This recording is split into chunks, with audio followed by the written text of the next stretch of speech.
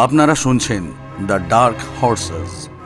আমাদের আজকের গল্প লেখিকা সঞ্চিতা দাসের কলমে ব্যবধান। সঙ্গে থাকছি আমি অমিত। আমি দেবলীনা। Season 1, episode 5।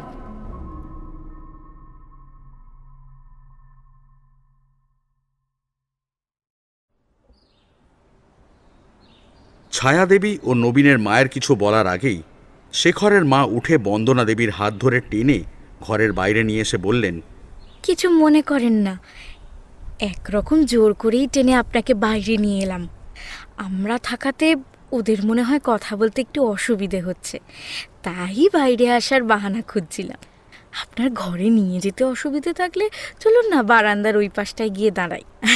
ওখান থেকে ওনাদের কথাগুলোও শোনা যাবে না, আর ওনারাও নিজেদের বাকি গুরুত্বপূর্ণ কথাগুলো সেরে নিতে পারবেন। শেখরের মায়ের কথা শুনে বন্দনা দেবীর খুবই খারাপ লাগে, তাই অনিচ্ছা সত্ত্বেও তিনি শেখরের মাকে নিজের ঘরে নিয়ে যান। ঘরে ঢুকে তিনি একটা স্বস্তির নিঃশ্বাস ফেলেন, কারণ আলো ভাত খেয়ে পাশের ঘরে বসে পড়ছে। শেখরের মাকে সামনের ঘরে বসতে বলেন বন্দনা দেবী, কিন্তু শেখরের মা না বসে ঘুরে ঘুরে সারা ঘর দেখতে থাকেন।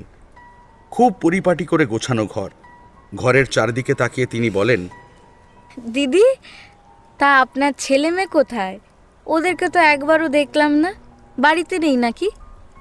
বন্দনা দেবী আর কি করবেন, বাধ্য হয়ে ওনাকে বললেন, ছেলে ওর বাবার সঙ্গে গিয়েছে, ফিরতে রাত হবে। আর মেয়ের এবার এইচএস দেবে তো, তাই আর বেরোয়নি, ঘরেই পড়ছিল। ও বাবা, সারাদিন পড়ছে? এখন কোথায় সে? একবার ডাকুন দেখি আপনার মেয়েকে। মনে হয় পাশের ঘরে আছে, আসুন। দরজার পর্দা সরাতেই দুজনেরই চোখ পড়ে আলোর উপরে। আলো একটা পাতলা চাদর ঢাকা দিয়ে উল্টো দিকে পাশ ঘুরে ঘুমিয়ে আছে, আর আলোর লম্বা আধ ভেজা চুলগুলো মাটি স্পর্শ করে আছে। আলোকে ঘুমোতে দেখে বন্দনা দেবী একটা স্বস্তির নিঃশ্বাস ফেললেন। আলো তো ঘুমিয়ে গিয়েছে দেখছি, আপনি ভেতরে আসুন, আমি ডাকছি ওকে। বন্দনা দেবী আলোকে ডাকতে গেলে শেখরের মা বাধা দেন। আরে না না না না না, ডাকার দরকার নেই, ঘুমোচ্ছে যখন ঘুমাক। ঘরের চারিদিক নিরীক্ষণ করে তিনি বললেন, আপনি তো খুব টিপটপ, ঘরের প্রতিটা কোণা একেবারে সুন্দর করে পরিপাটি করে গোছানো। সারাদিন শুধু ঘরই গোছান নাকি? আমি এসব দেখি না, সবই আমার মেয়েই করে। দেওয়ালে টাঙানো আলো আর আত্মরূপের ছবির দিকে তাকিয়ে শেখরের মা প্রশ্ন করেন, তা দিদি, এই বুঝি আপনার ছেলে মেয়ে? শেখরের মায়ের দৃষ্টি অনুসরণ করে বন্দনা দেবী বললেন, হ্যাঁ, এই আমার ছেলে আত্মরূপ আর মেয়ে আলো। আরও কয়েকটা কথা বলার পর শেখরের মা বন্দনা দেবীর থেকে এক গ্লাস জল খেতে চান। বন্দনা দেবী জল আনতে গেলে শেখরের মা তার হাত ব্যাগ থেকে ফোনটা বের করে দেওয়ালে ঝুলতে থাকা আলোর ছবি মোবাইল বন্দি করে নিয়ে বাইরের ঘরে চলে আসেন।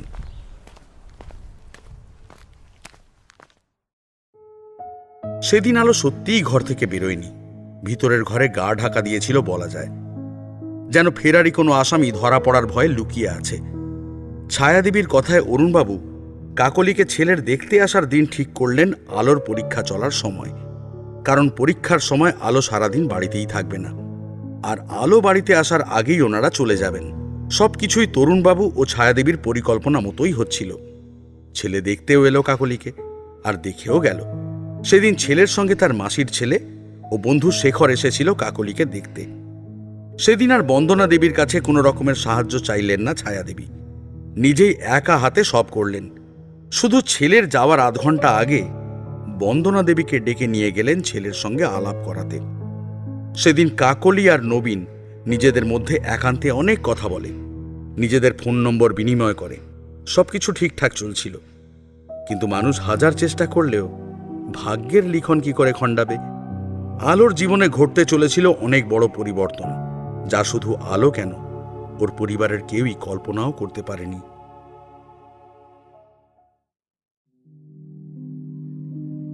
আলোর পরীক্ষা শেষ হওয়ার দিন চারেক পরের কথা। আলো স্নান করে বাড়ি থেকে বেরিয়েছে।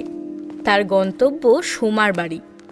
আলো আর সোমা দুজনে মিলে ঠিক করেছে পরীক্ষার পর আলো একদিন সোমার বাড়িতে গিয়ে সারাদিন থাকবে, আর সোমা একদিন আলোর বাড়িতে এসে সারাদিন থাকবে। আজকে দুজনে মিলে মন্দিরে যাবে পুজো দিতে। সেই মতো আলো বাড়ি থেকে বেরিয়েছে, কিন্তু দুটো বাঁক ঘুরতেই আলুর মনে হয় কেউ যেন ওকে ফলো করছে। হাঁটতে হাঁটতে বারবার পিছনে তাকায় আলো, কিন্তু কাউকেই দেখতে পায় না। গলির রাস্তাটা শেষ হলেই পাকা রাস্তায় পড়বে, তখন আর ভয়ের কিছু নেই। এত জোরে পা চালিয়েও রাস্তা যেন শেষই হচ্ছে না।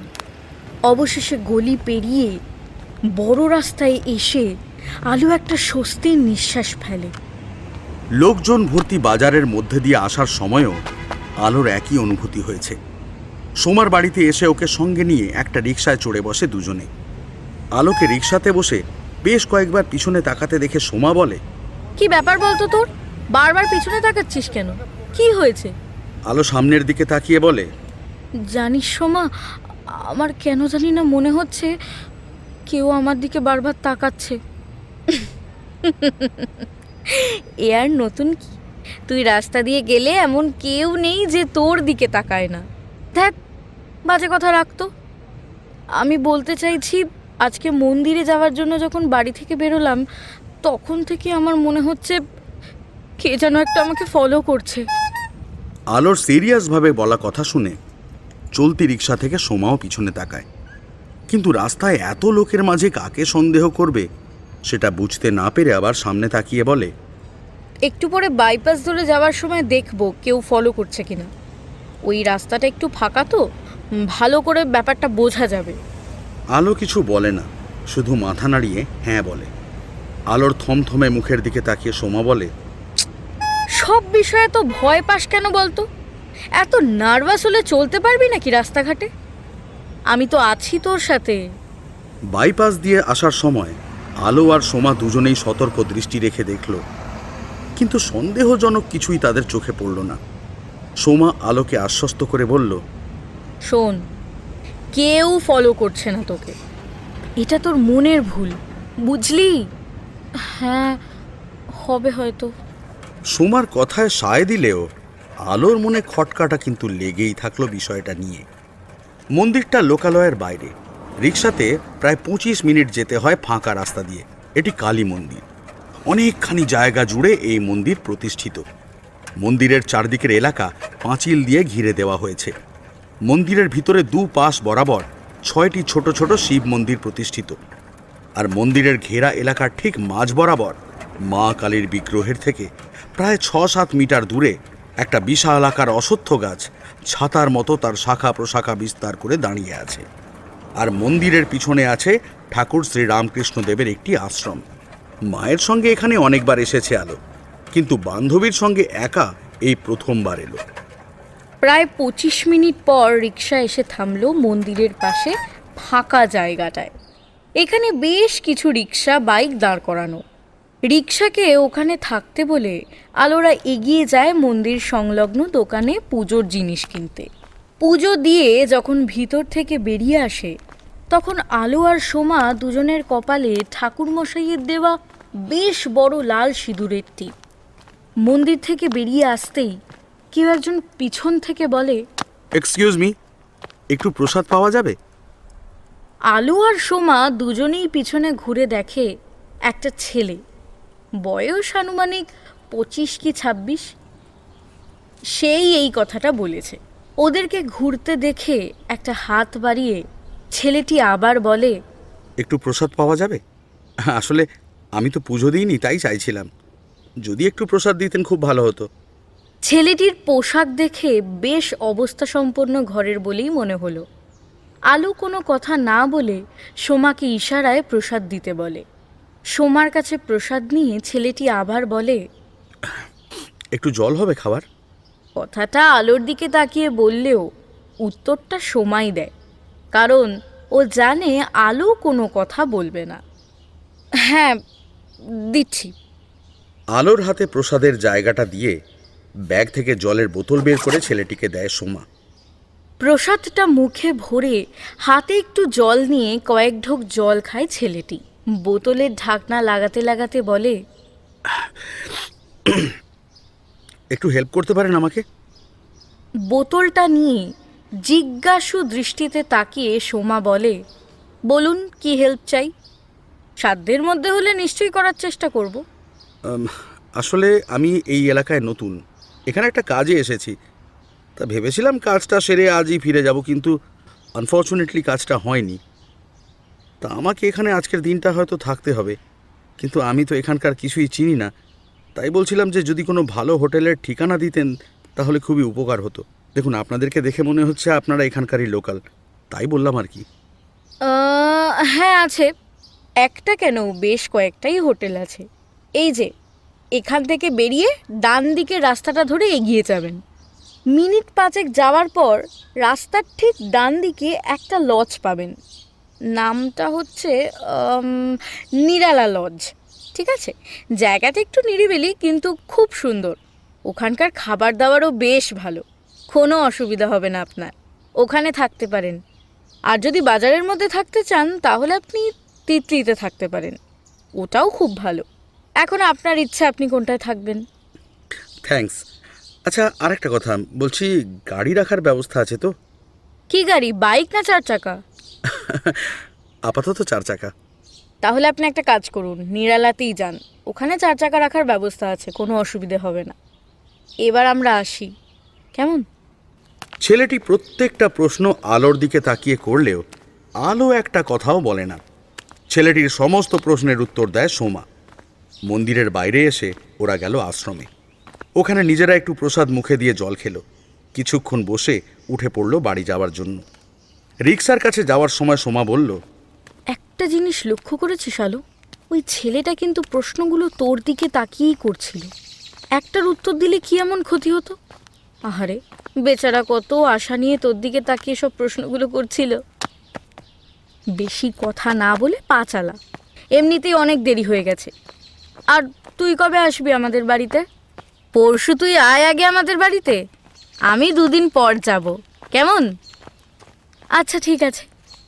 কথা বলতে বলতে রিকশার কাছে এসে ওদের দুজনের মাথায় আকাশ ভেঙে পড়ার মতো অবস্থা।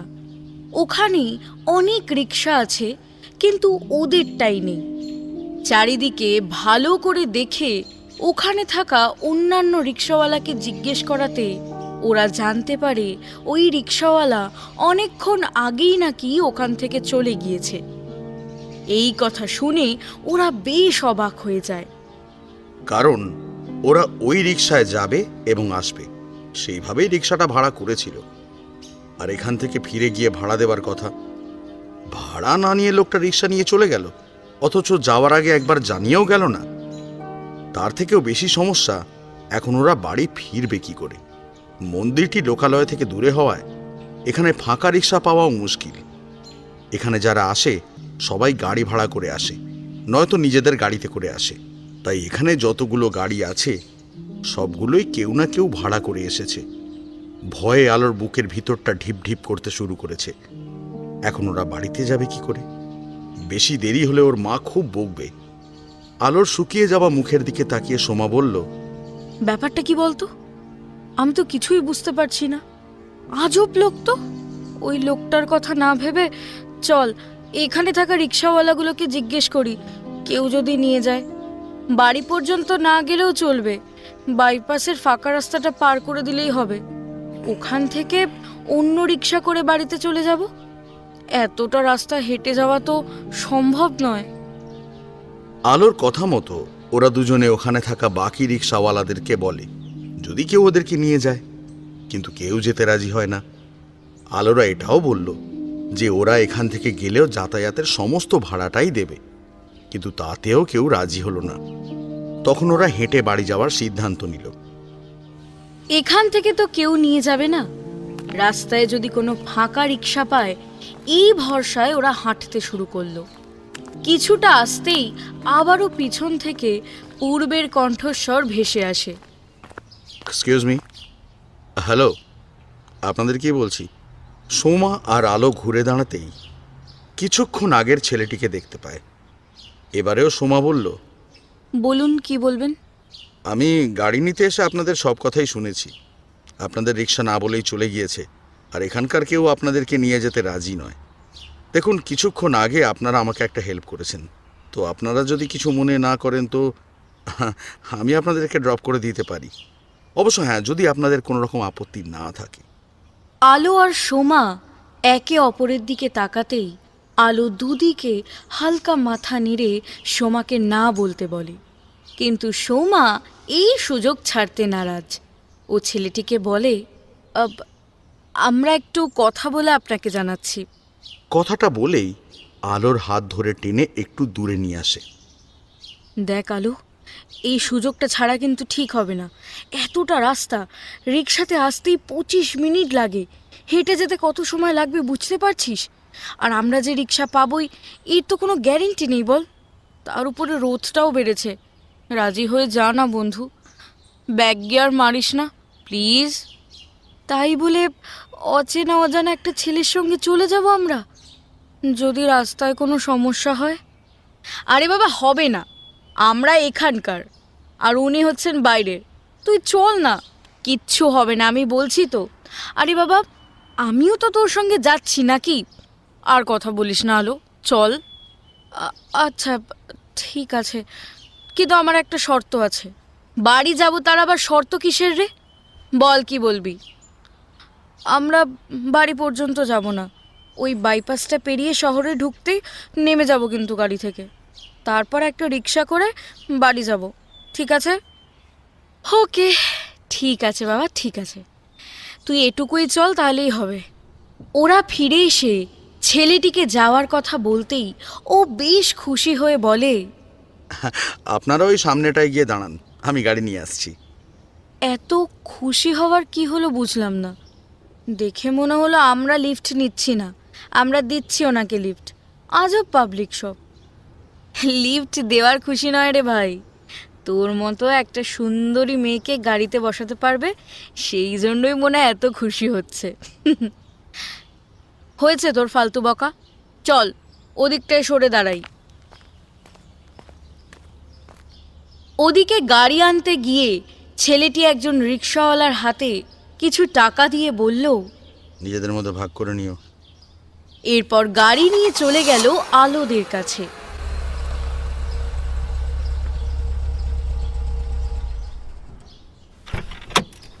সোমা বসলো সামনে আর আলো পিছনে।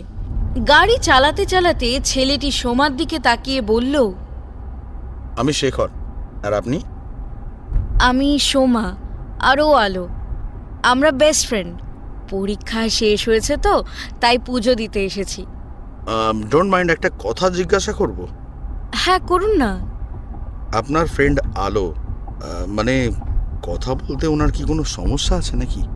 না মানে প্রথম থেকেই দেখছি আপনি কথা বলছেন, উনি তো কোনো কথাই বলছেন না, তাই জিজ্ঞাসা করলাম আর কি। না না, কোনো সমস্যা নেই। আসলে ও একটু কম কথা বলে, আর অপরিচিত কারোর সঙ্গে তো ও প্রায় কথাই বলে না।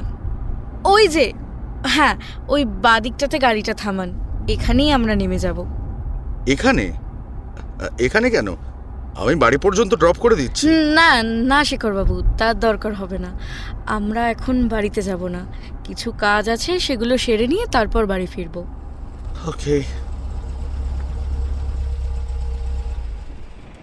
শেখর গাড়ি থামাতেই সোমা ধন্যবাদ জানিয়ে গাড়ি থেকে নেমে আলোর হাত ধরে টেনে বলে, ভাই এতক্ষণ কথা বলিসনি ঠিক আছে, কিন্তু ভদ্রতার খাতিরে এখন একবার অন্তত থ্যাংক ইউটা বল।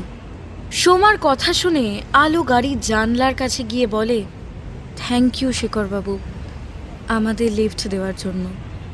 Welcome miss. যাকে আপনার গলার শর্টটা অ্যাটলিস্ট শুনতে পেলাম, তাহলে খুব শীঘ্রই দেখা হবে আমাদের। আসি মিস আলো। শেখর কথাগুলো বলে খানিক হেসে গাড়ি নিয়ে চলে গেল। সোমা আলোর কাছে এসে বলল, এই কি বলল রে তোকে? আলো শেখরের গাড়ির দিকে তাকিয়ে বলল, কিছু না, চল রিক্সা দেখি।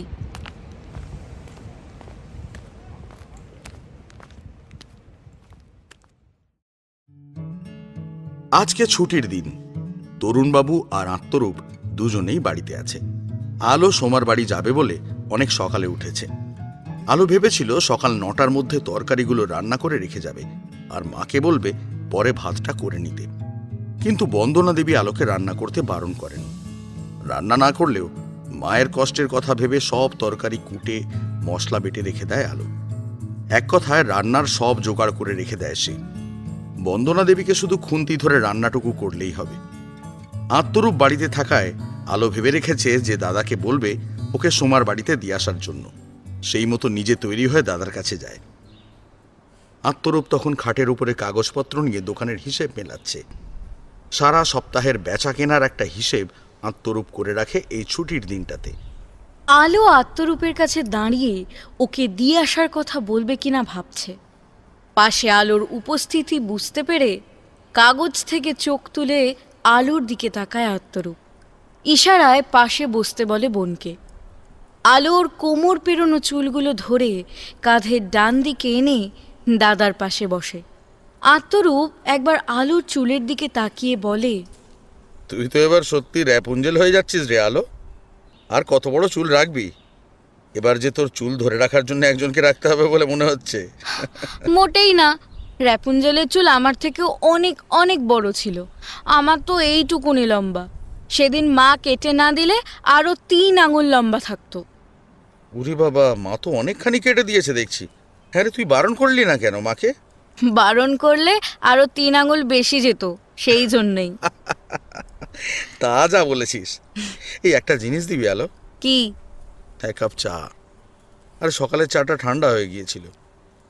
আলো দাদাকে দিয়ে আসার কথা না বলে চা করতে চলে যায়। আলোর এই একটাই রোগ, কিছুতেই মনের কথা বলতে পারে না। মনের ছোট ছোট ইচ্ছেগুলোকেও মনের মধ্যেই চেপে রাখে। কথাগুলি বলতে গেলেই হাজারো দ্বিধা দ্বন্দ্বে ভোগে। মনে হয় কে যেন বলতে বাধা দিচ্ছে ওকে। অন্যের হয়ে কিছু বলতে বললে সুন্দর করে গুছিয়ে বলবে, কিন্তু নিজের বিষয় এলেই মুখে কুলু পেটে যায় আলোর। আলো চা নিয়ে এসে দেখে আত্মরূপ একটা প্যান্ট আর টি শার্ট পরে আয়নার সামনে দাঁড়িয়ে মাথা আঁচড়াচ্ছে। আলো চায়ের কাপটা এগিয়ে দিয়ে বলে, দাদা তোর চা। হ্যাঁ, দে দে দে। গরম গরম চা।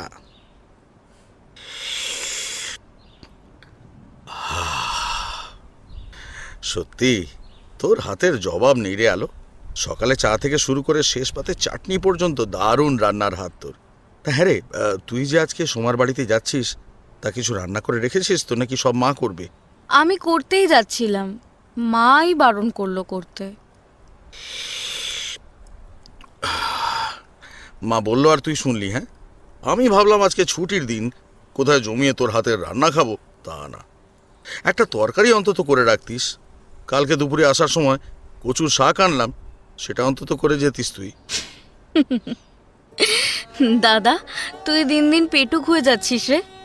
আমি জানি তুই আজকে খাবি বলে কচু শাক এনেছিস। আমি কালকে রাতেই রান্না করে রেখেছি, ফ্রিজে আছে। মাকে বলিস গরম করে দেবে। আর একটা বাটিতে ইঁচড় চিংড়ি আছে, ওটা খেতে কিন্তু ভুলে যাস না। এই তোমার লক্ষ্মী বোন কত ভাবে আমার কথা। আত্মরূপ আলোর গালটা টিপে আদর করে দিয়ে কথাগুলি বলে। আলো ভাবে এখনো আত্মরূপকে দিয়ে আসার কথা না বললে অনেক দেরি হয়ে যাবে যেতে। তার উপরে আত্মরূপ গেঞ্জি প্যান্ট পরেছে, তার মানে নিশ্চয়ই কোথাও যাবে। যাওয়ার পথে ওকে সোমার বাড়িতে দিয়ে যাবে। আলো একাও যায় সোমার বাড়ি, কিন্তু গত পরশু ওকে ফলো করার বিষয় নিয়ে আলো একটু চিন্তায় আছে।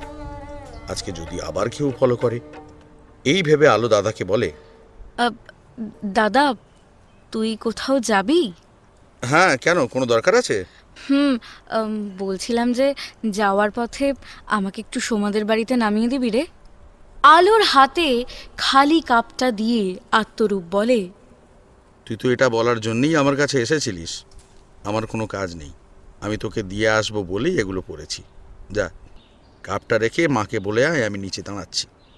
আর বাবা বাজারে গিয়েছে, আসার সময় ওদিক দিয়ে আসবো। এত বারণ করি তাও কথা শোনে না। বয়স হয়েছে, আরে এই ভিড়ে বাজারে না গেলেই কি নয় বলতো? আমাকে কিছুতেই যেতে দেবে না, মনে করে আমি এখনো ছোট আছি। আচ্ছা বাবা, তুই আফসোস করিস না, আমি এসে বাবাকে বলবো তুই এখন আর সেই ছোট্টটি নেই, অনেক বড় হয়ে গেছিস। তোর যেন এবার একটা বিয়ে দিয়ে দেয়। বিয়ে? এই যে আগে আপনাকে বিদায় করি, তারপর আমার বিয়ের কথা ভাবা যাবে, বুঝেছেন? আত্মরূপের কথাগুলো শুনে আলো জিভ বের করে মুখ ভেঙিয়ে রান্নাঘরে চলে যায়, আর আত্মরূপ হাসতে হাসতে সিঁড়িতে পা রাখে। সোমার বাড়িতে দুই বন্ধু মিলে খুব আনন্দ করছে। আলো এসেছে বলে সোমার মা নানা রকমের রান্না করেছে। সোমার ঘরে বসে দুই বন্ধুতে কখনো গল্প করছে, কখনো সিনেমা দেখছে, আবার কখনো টুকটাক করে নানা রকমের জিনিস খাচ্ছে। আলোর মনটা খুব ভালো হয়ে আছে আজকে, যার একটা কারণ সোমার সঙ্গ, আর দ্বিতীয় কারণ ওর দাদা। সোমার বাড়িতে আসার সময় আত্মরূপ ওকে কেক, মিষ্টি, আইসক্রিম কিনে দিয়েছে। আলো প্রথমে এত কিছু নিতে চায়নি, কিন্তু আত্মরূপ যখন বলেছে, এই শোন, তোর দাদা বেকার নয় রে আলো, হ্যাঁ, যথেষ্ট রোজগার করে, বুঝেছিস, তুই চাইলে আরো কিছু নিতে পারিস। দাদার কথায় আলো শুধু সশ্রদ্ধ দৃষ্টিতে তাকিয়েছিল আত্মরূপের দিকে, আর কোনো কথাই বলেনি। আজকে রাতেও সোমার বাড়িতে থাকার জন্য আলোর মাকে ফোন করে অনুমতি নিয়েছে সোমার মা। দুপুর গড়িয়ে বিকেল, বিকেল গড়িয়ে সন্ধ্যা এসে হাজির। সোমার ঘরে বসে কম্পিউটারে এক মনে বাহুবলী 2 দেখছে সোমা আর আলো। আলোর চোখের যেন পলক পড়ছেই না। সামনে কাঁচের প্লেটের উপরে পেঁয়াজি, আর তার পাশে কাঁচের কাপে কফি রাখা আছে। কফির কাপ থেকে ধোঁয়া ওঠা বন্ধ হয়ে গিয়েছে, সেদিকে ওদের দুজনের খেয়ালই নেই। সোমার মা আস্তে করে দরজা ঠেলে ভিতরের দৃশ্য দেখে বললেন, কিরে, তোদের তো সব ঠান্ডা হয়ে গেল। সোমা, তুই আমার সঙ্গে আয়, আমি গরম গরম করে দিচ্ছি, তুই নিয়ে চলে আসবি। সোমা কম্পিউটার থেকে চোখ না তুলেই বলল, মা, তুমি এনে দাও না গরম করে, এই জায়গাটা একদম মিস করা যাবে না। সোমার মা ওর মাথাটা হালকা ঠেলে দিয়ে ইশারায় কিছু একটা বলতেই সোমা কিছু একটা ভেবে বলল, চলো যাচ্ছি। আলো সোমার মায়ের ইশারা দেখতে না পেয়ে বলে ওঠে, তুই দেখ, আমি কাকিমার সঙ্গে গিয়ে নিয়ে আসছি। আলোর এ কথা বলাতে সোমা আর ওর মা দুজনেই একসঙ্গে তাড়াতাড়ি করে বলে ওঠে, এই না না না, তোকে যেতে হবে না, তুই বস, তুই বস। ওনাদের দুজনের এভাবে বলাতে আলো চুপ করে যায়, কিন্তু মনে একটা খটকা লাগে। সোমা আলোর সামনে পেঁয়াজির প্লেটটা এগিয়ে দিয়ে খেতে বলে ওর মায়ের সঙ্গে বেরিয়ে যায়। সিনেমা চললেও আলোর মন আর সিনেমাতে নেই। সোমার বাইরে যাওয়ার প্রায় 10 মিনিট হতে চলল, কিন্তু এখনো আসার কোনো নাম নেই। আলো মনে মনে ভাবে, কি হলো, কফি গরম করতে তো এতক্ষণ সময় লাগে না। কম্পিউটারটা বন্ধ করে আলো ঘর থেকে বেরিয়ে আসে। সামনে কিছুটা দূরে সোমা পিছনে ঘুরে দাঁড়িয়ে কথা বলছে কারোর সঙ্গে। সোমার পাশেই ওর মা দাঁড়িয়ে আছে। সোমা যার সঙ্গে কথা বলছে সে সোমার সামনের চেয়ারে বসে থাকার জন্যে আলো তাকে দেখতে পাচ্ছে না। আলো একটু একটু করে এগোতে থাকে সোমার দিকে। সোমা ওর সামনের ব্যক্তিকে সেদিন ওদের মন্দিরে যাওয়ার কথা বলছিল। চেয়ারে বসে থাকা ব্যক্তি এবার কথা বলে, ও তাহলে এই ব্যাপার। চেয়ারে বসে থাকা ব্যক্তির গলার স্বর শুনে আলো তাড়াতাড়ি এগিয়ে গিয়ে ব্যক্তিটিকে উদ্দেশ্য করে বলে, দাদা, তুই কখন এলি? ও আলো, তৈরি হয়ে নে, বাড়ি চল আমার সঙ্গে, তোকে নিতে এলাম আমি। বাড়ি যাব মানে? আমার তো আজকে এখানে থাকার কথা, চলে যাব কেন? আলো, দাদা নিতে এসেছে, আজকে যাও কেমন? হ্যাঁ, আমি তোমার মায়ের সঙ্গে কথা বলে আর একদিন তোমাকে নিয়ে আসবো, সেদিন রাতেও রেখে দেব তোমাকে। যাও মা, যাও, তৈরি হয়ে নাও। আলো আর কিছু না বলে সোমার ঘরে চলে যায়। চুলটা আঁচড়ে বেরিয়ে আসে। সোমার মা একটা ব্যাগ আলোর হাতে দিয়ে বলে, রাতের জন্য বিরিয়ানি করেছিলাম, তুই তো না খেয়েই চলে যাচ্ছিস, তাই তোর আর আত্মরূপের জন্য দিয়ে দিলাম, খাস কেমন? আলো ঘাড় নাড়িয়ে সম্মতি জানিয়ে সোমার কাছ থেকে বিদায় নিয়ে দাদার সঙ্গে বাড়ির পথে পা বাড়ায়। বাড়ির দরজায় পা রাখতেই আলোর কানে আসে ওর কাকিমা ছায়াদেবীর গগনভেদী কণ্ঠস্বর। আত্মরূপের দিকে তাকাতেই ও বোনকে ইশারায় উপরে যেতে বলে। আলো সিঁড়ি দিয়ে উঠে কাকিমার ঘরের দিকে তাকায়। কাকলি ওদের ঘরের দরজায় দাঁড়িয়েছিল। আলোকে দেখেই মুখটা বেঁকিয়ে তাড়াতাড়ি ঘরে চলে যায়। ছায়াদেবী মনে হয় রান্নাঘর থেকে চিৎকার করছেন, সেজন্য তার গলার স্বর শোনা গেলেও কথাগুলো স্পষ্ট বোঝা যাচ্ছিল না। আত্মরূপ আলোর পিছনে দাঁড়িয়ে বলে, কিরে, দাঁড়িয়ে রইলি কেন? ঘরে চল। কি হয়েছে রে দাদা? কাকিমা তো চিৎকার করছে কেন? ঘরে চল বলছি। আলো ঘরে ঢুকে দেখে ওর বাবা মা দুজনে দুটো চেয়ারে বসে রয়েছে। আলোর দিকে একবার তাকিয়ে ওর মা চোখটা নামিয়ে নেয়। মায়ের কাছে গিয়ে কিছু বলার আগেই ছায়াদেবী ওদের ঘরে ঢুকে ঝাঁঝালো গলায় বলে ওঠেন, এই যে মহারানী এসেছেন এতক্ষণে, রূপ নিয়ে কি করবে খুঁজেই পাচ্ছে না। যেমন মা তেমন তার মেয়ে। এখন বুঝতে পারছি সেদিন ওই শেখরের মাকে গড়ে আনার জন্য এত তাড়া কিসের ছিল। আমার কাকুলির এত ভালো করে বিয়ে হচ্ছে সেটা সহ্য হচ্ছিল না তোদের? এত হিংসা মনে মনে? শোন, ভালো হবে না তোর, এই আমি তোকে বলে রাখলাম। যে রূপের জন্য এত অহংকার না, সেই রূপই তোর জীবনে কাল হয়ে দাঁড়াবে। মিলিয়ে নিস আমার কথা। আমার কাকলির যদি বিয়ে ভাঙে, তোর কোথাও বিয়ে হতে দেব না আমি। ছায়াদেবীর কথা আলো সবটা বুঝতে না পারলেও শেখর নামটা শুনে বেশ অবাক হয়ে যায়। ছায়াদেবীর কথাগুলো শুনে আত্মরূপ বেশ রেগে গিয়ে বলে, অনেকক্ষণ ধরে তোমার বাজে কথা শুনছি আমি। এতক্ষণ তুমি মাকে বলেছো, এবার আলো বাড়িতে আসতেই ওর পিছনে পড়েছো। কেউ কাকলির বিয়ে ভাঙতে যায়নি, শোনো। আর আমরাও কেউ ওনাদের কাছে আলোর বিয়ের জন্য বলিনি, ওনারা নিজে থেকে বলে পাঠিয়েছেন।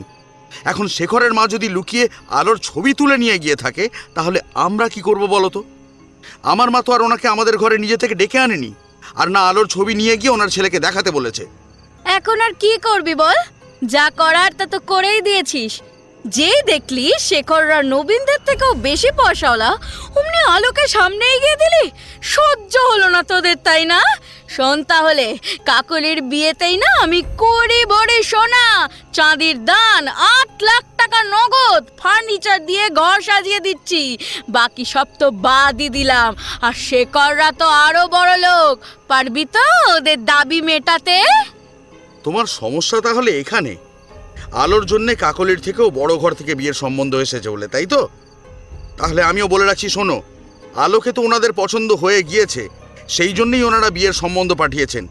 পরশু ওনারা এলে যদি সবকিছু ঠিকঠাক থাকে, আর ওনারা যদি আলোর সঙ্গে শেখরের বিয়ে দিতে চান, তাহলে আমিও দেখব এই বিয়েটাকে কে আটকায়। আমি দেখব। তাতে যদি দরকার হয় আমি এই বাড়িটাকে বিক্রি করে দেব, ভাড়া বাড়িতে থাকবো, কিন্তু তবুও আমি আলোর বিয়ে দেবো, এটা মনে রেখো তুমি।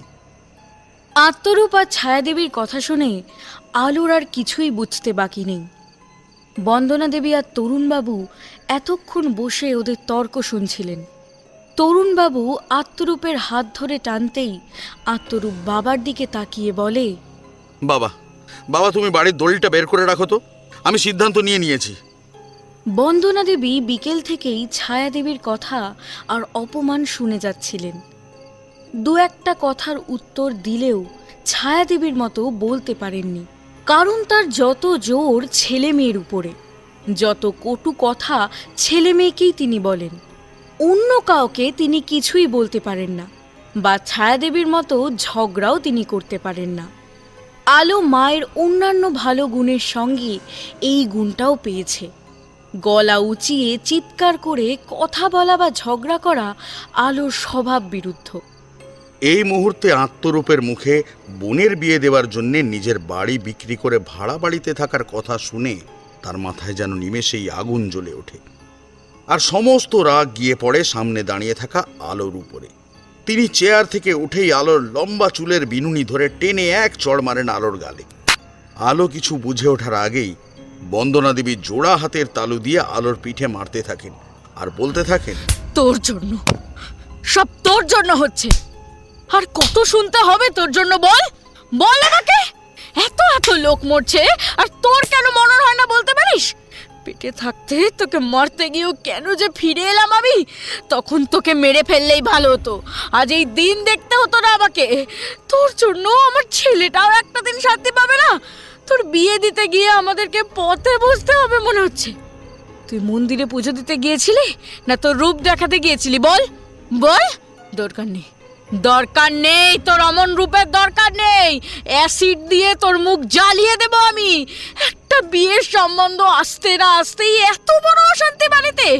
শোন, বিয়ে তোর ভাগ্যে নেই, দেখবি তোর সামনে সবাই এক এক করে শ্বশুর বাড়িতে চলে যাবে, আর তুই তাকিয়ে তাকিয়ে দেখবি আর আমাদের ঘাড়ে বসে আমাদের হাড় মাস খাবি। আলোকে মারতে মারতে বন্দনা দেবীর মুখে যা আসছে তাই বলে যাচ্ছেন। আত্মরূপ ছুটতে গিয়ে মায়ের কাছ থেকে আলোকে টেনে নিজের কাছে নিয়ে আসে। আলোর পিঠে হাত বুলিয়ে দিতে দিতে মাকে বলে, মা তোমার কি মাথা খারাপ হয়ে গেছে? যা মুখে আসছো বলে যাচ্ছ, এরকম কিছুই হবে না। আমি আলোর বিয়ে দেব ভালো জায়গায়। কেন, কিসে কম আমার বোন? হ্যাঁ, বরং অন্যদের থেকে লাখ লাখ গুণ ভালো ও। আলোর মতো আর একটা মেয়ে এই এলাকায় খুঁজে পাবে কিনা দেখো তো। তুমি আলোকে কেন মারছো বলো তো? এতে আলোর তো কোনো দোষ নেই। লোকের কথায় বিশ্বাস করো না, আমি সোমার কাছ থেকে সব শুনে এসেছি। আলো দাদাকে জড়িয়ে ধরে এক নাগাড়ে কেঁদেই চলেছে।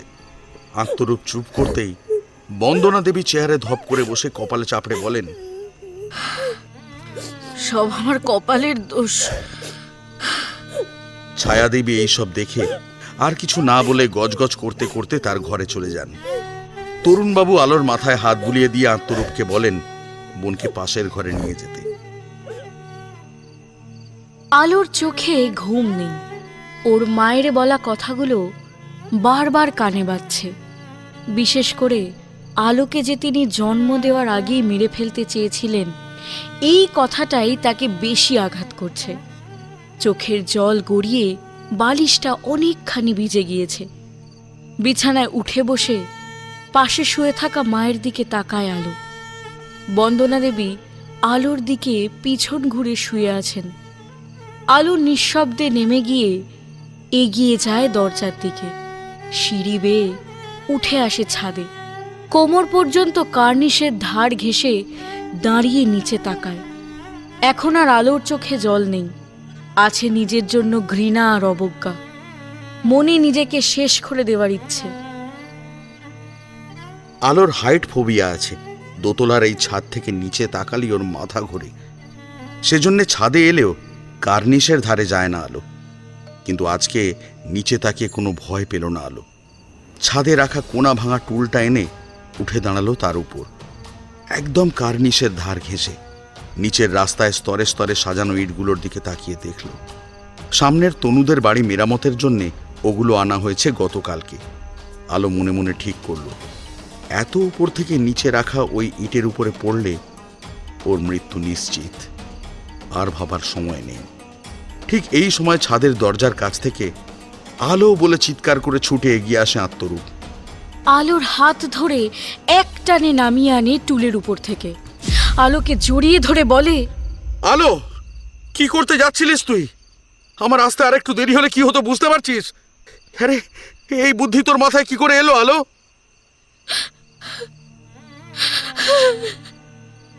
আমার মরে যাওয়াই ভালো দাদা। আমার জন্য তোদের সবাইকে কথা শুনতে হচ্ছে।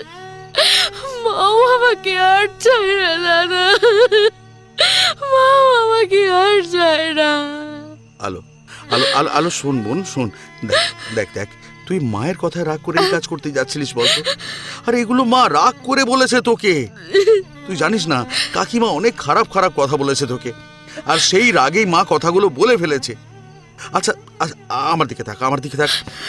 শোন, আমি বলছি কি, তোর কি মনে হয় যে তোর এই কাজে সবকিছুর সমাধান হয়ে যাবে? হবে না রে, হবে না, বরং আরো বাড়বে। কাকিমা আরো খারাপ খারাপ কথা বলবে। শুধু কাকিমা কেন, কাকিমার মতো লোকেদের অভাব আছে নাকি বলতো এখানে? তারাও বলবে।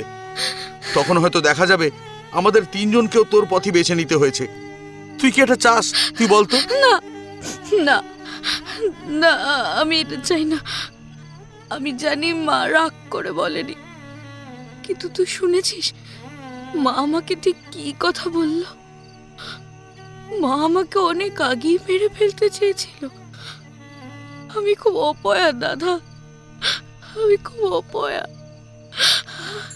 শোন শোন, এরকম কিছুই নয় আলো। আমার জন্যই সব কষ্ট, আমার জন্য সবার কষ্ট। আলো আলো থাম থাম, শোন শোন, আমি কি বলছি এরকম কিছু নয় বাবা। তুই আগে চুপ কর, আমার কথা শোন। তাকা আমার দিকে, তাকা, মুখ তোল, তাকা। এই তো আত্মরূপ দু হাতে আলোর মুখটা তুলে চোখের জল মুছিয়ে দিয়ে বলে, একদম পেতনি পেতনি লাগছে তোকে। আর একদম কাঁদবি না, চুপ কর আগে। শোন, আমরা তোকে খুব ভালোবাসি রে আলো। আমি, মা, বাবা, মামা, মামিমা, আমাদের কারো কথা মনে হলো না তোর? একবারও ভাবলি না যে তোর কিছু হয়ে গেলে আমাদের উপর দিয়ে কি যেত? আমার কথা একবারও ভাবলি না? আচ্ছা, তোর কি মনে হয় যে তোর দাদা তোকে ভালোবাসে না? বল, কে কি বললো সেদিকে কান দিবি না। তোর দাদা আছে তো, আছে তো তোর দাদা তোর সঙ্গে? আমার ভুল হয়ে গেছে দাদা, আমি বুঝতে পারিনি। আচ্ছা, এখন বুঝতে পারছিস তো? এবার কথা দে আমাকে, আমাকে কথা দিয়ে যে এরকম চিন্তা আর কখনো মনে আনবি না। এই কাজ আর কখনো করতে যাবি না। করব না, কিন্তু তুইও আমাকে কথা দে, যে যাই বলুক তুই বাড়ি আর দোকান কখনো বিক্রি করবি না, আর কারোর কাছে বন্ধকও রাখবি না। বল, কথা দে। আচ্ছা আচ্ছা আচ্ছা বাবা, কথা দিলাম, কথা দিলাম, ঠিক আছে, এরকম কিছুই করব না। এবার তো নিচে চল, আমার খুব খিদে পেয়েছে। আরে তুই খাসনি বলে আমিও খাইনি। দেখ, জল খেতে গিয়ে রান্নাঘরে বিরিয়ানির গন্ধে না সত্যি বলছি খিদেটা না 3 গুণ বেড়ে গেছে রে। আরে সেই জন্যই তো তোকে ডাকতে গিয়েছিলাম। ঘরে তোকে না পেয়ে আর দরজা খোলা দেখেই আমি ছাদে আসি। চল চল চল চল। দাদা, তুই খুব পেটুক হয়ে যাচ্ছিস রে দিন দিন। জানি জানি।